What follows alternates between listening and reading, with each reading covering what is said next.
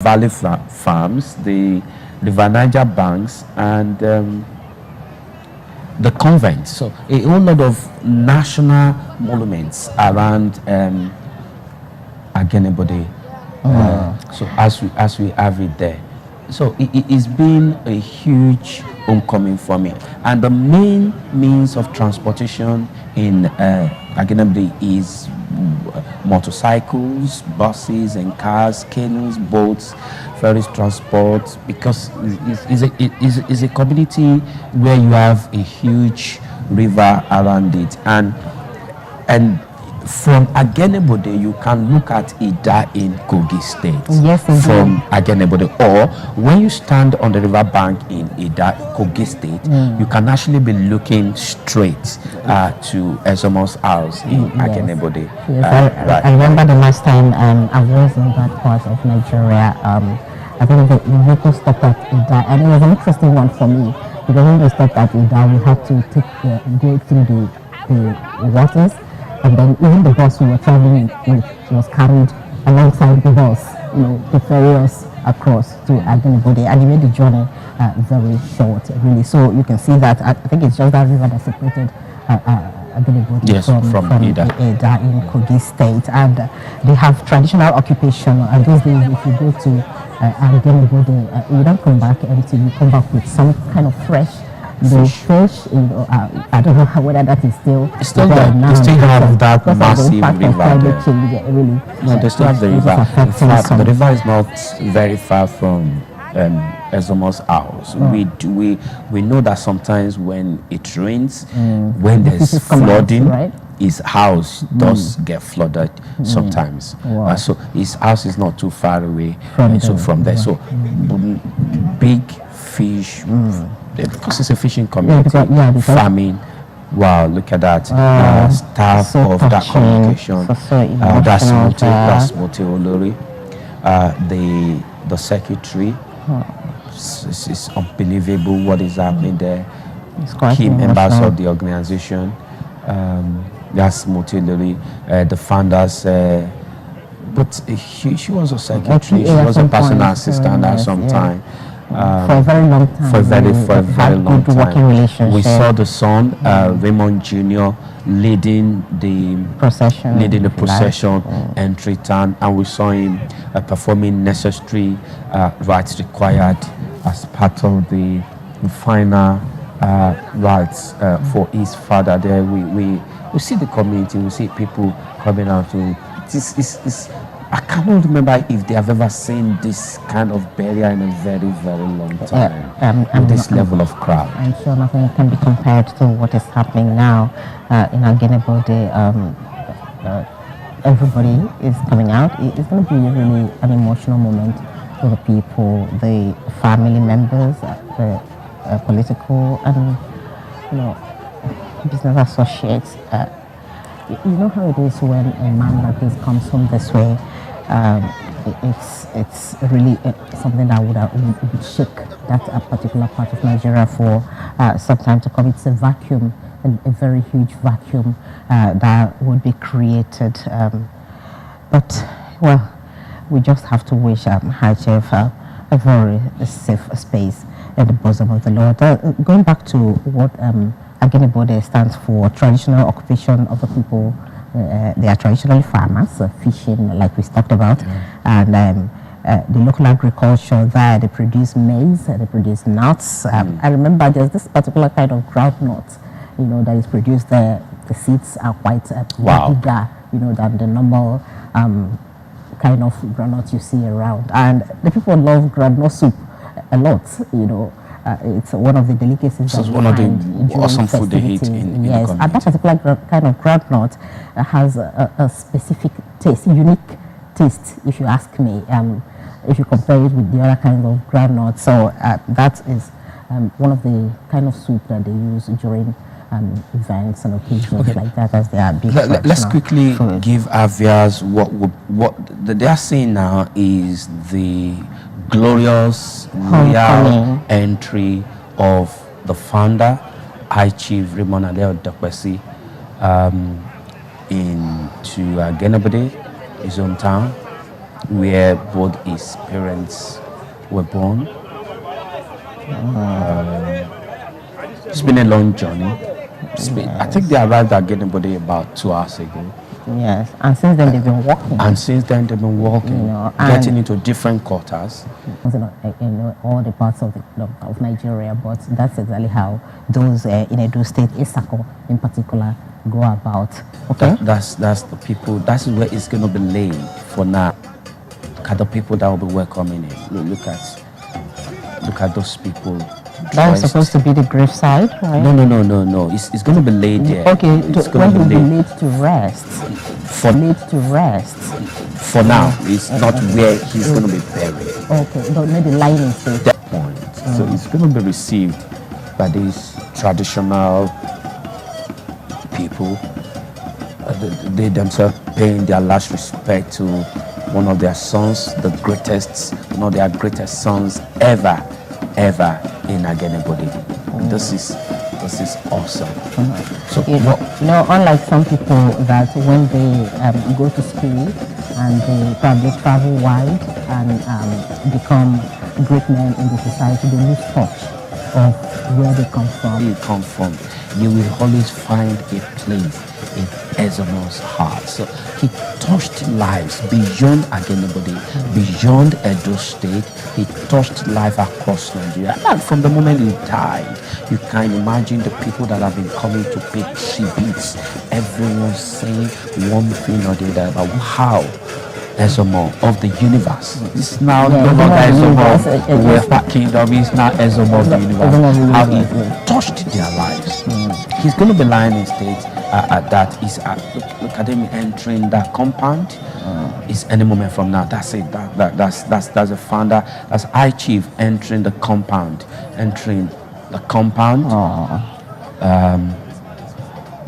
That's High Chief Raymond Aleo Deposi entering the compound there, where the people in that quarters will be paying their respect. Grand welcoming for the High Chief. That's a home welcoming for him there. Quite touching, quite emotional, heartbreaking, if you like, because if you remember that some of the good deeds of Dokwesi, we're talking in the past now. He lived a fulfilled man. That's his brother. Yes. Should be his brother. They look so much alike, you can say. Yes, that. Indeed, quite a resemblance there. It's really a sad moment. I can imagine, quite emotional for the people. Zemo is back home with our clan. You see what we have there, the respect being paid by the that many people may not have known that Agenebode is there really, if not for all right, let's go to Agenebode now. Let's just get some audio. Let's go feel what is happening here. We'll come back much after. Let's allow you hear what is happening there. We'll come back to join the studio.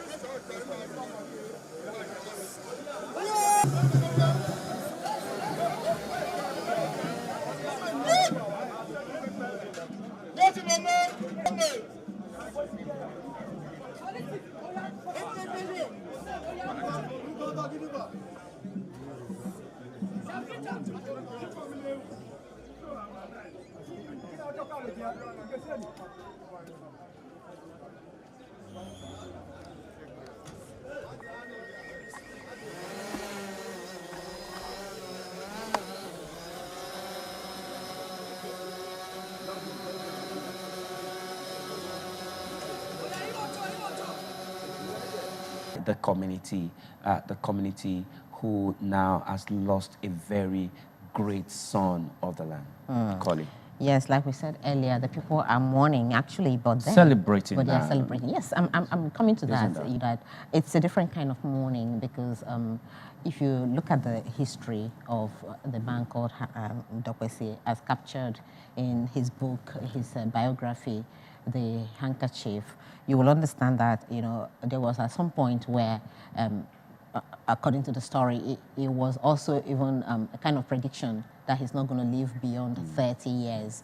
Okay, so for a man who was able to surpass such prescription and then get up until 70 years of age and above, and then in these 70 years of his life, he has achieved. It doesn't matter whether you were born with a silver spoon in your mouth or not. And I've even come to realize that most people who are born with silver spoon or golden spoon, whichever one you want to describe it as, do not make it in life that much. You know why? Or the waste the resources they inherit. Because they don't know what it means to to make money, to think out of the box, to be creative, in making wealth. But if you go through the life and times of Chief Dokwesi, you will know that coming from a very hard background.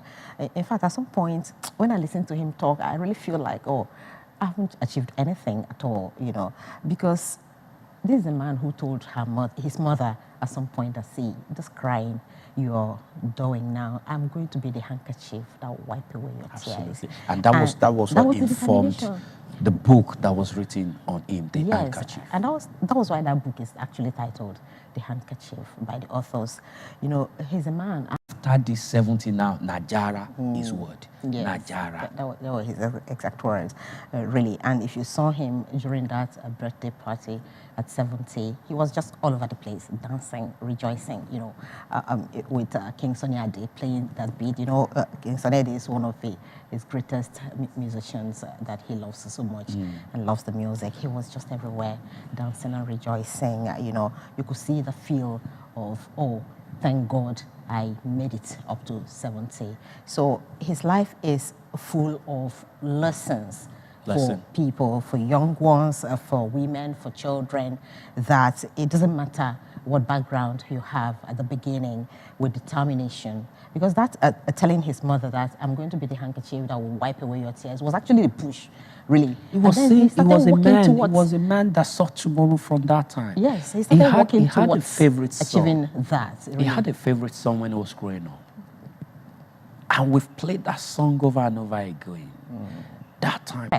From being a first-class degree holder, from being a first-class degree pioneer of private broadcasting in Nigeria. Yes, a pioneer of even marine, a Nigerian local marine ship in Nigeria too. That's shipping line, really. So he's a man that saw many firsts, and whether he's destined to be that way, you could say, because when it was at a point when people thought that 24-hour broadcasting will not be possible, he told them that it is possible, and he did it.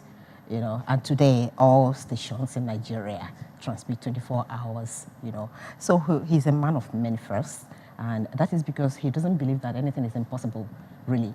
Sometimes I don't envy people that work with him directly, because you seem to be drawing him back when he's telling you that this thing is achievable, and you're saying it's not possible. He doesn't have a no. It can be done. That is not in the dictionary. I have the very rare privilege of working with Chief Raymond Alejo Dokwesi. In the course of setting up AIT News, this studio was meant for AIT News 24.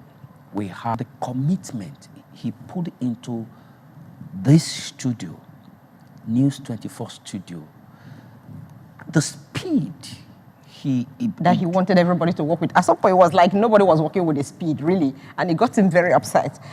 As if he knew all he had to do was this project. Look, when I sat with Ezomo, he looked into your eyes. He will read you. There was a time we were in a meeting. He said something. He wanted to invite someone. And as he mentioned that person's name, he put a call through to that person. And I began to think something in my heart. He looked at me. He said, "Hey, Tunde, you're thinking this. Just exactly what you were thinking in your mind." What I was like, no, Ezomo of the universe, no. You denied it. Now, I cannot admit it.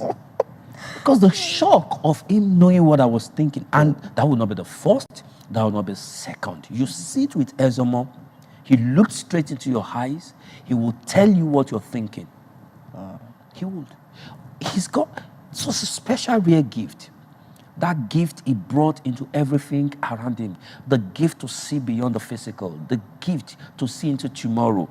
I mean, if they were not just, if it was just ordinary, how would a young boy that was almost bedridden be saying, "Ikwola dara o, ikwola dara, ikwoyi wumi lopo," that is, the places of wealth was good, and I will be there, I will make it. At that age, he saw tomorrow. How would a man like that, had the vision of the first private broadcast media in Nigeria? At the time, even when the government of the day impossible. Felt it was an impossible task. Impossible. He was the man that took Nigerian broadcast TV to America. The first outside the shores of Nigeria, AIT. The first in America, AIT. The first in the United Kingdom, AIT. The first across Europe, AIT. Like we say, he was a man of many firsts. So he was a man, he was not just a man of the first, he was a man that had the gift, the extraordinary gift to look into you, know what you're thinking with the state of at the time. Even as young as I am, I couldn't match up with this level of his creativity, his imagination, his thoughtfulness. I couldn't. He was always several steps ahead of all everybody. of us. Ahead of all of us. When he called the meeting, if Ezomo said to you, "Meet me 3 p.m., trust me, by 2 he was already seated. Then invite him for an event that maybe you are the host. If you're not careful, someone will get there before you. He will get to that event before you. You know, that's exactly what happens. And I remember at some point there was one event that he attended. What around him? I mean, for instance, myself, my being in Nigeria today, if there's anything our founder wanted, he wanted the best for Nigeria. He wanted Nigeria to be Nigerians to remain in Nigeria. Yeah. He wanted Nigerians to contribute to development in the country. If there was anything Ezomo of the universe wanted for Nigeria, he wanted Nigeria to be a home for everyone. He wanted the world to come and borrow Nigerians to develop their country. I was having my life in London, okay? And one good evening,